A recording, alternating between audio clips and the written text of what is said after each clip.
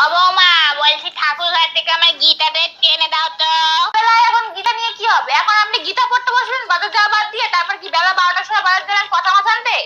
আরে না না, গীতা পড়তে বসবো না এখন এই অসময়। কি বলতো, আজকালকার লোকগুলো না খুব ঠকিয়ে নিতে শিখেছে, বুঝলে? ওই জন্য গীতাটা নিয়ে যাব, গিয়ে সবাইকে ছোঁয়াবো যে এই জিনিসটার আসল দাম কত, তারপরেই কিনবো। ওই দেখো না, আদালতে গীতা ছোঁয়ায় যাহা বলিব সত্য ছাড়া মিথ্যা বলিব না, ওইটাই করবো আর কি। যাও গিয়ে নিয়ে এসো। ছি ছি ছি ছি ছি, বুদ্ধির কি বাহার! তারাও গরিব মানুষ, তারাও 2 টাকা ইনকাম করার জন্য বাজারে বসে থাকে জিনিসপত্র নিয়ে কষ্ট করে। আর আপনাকে না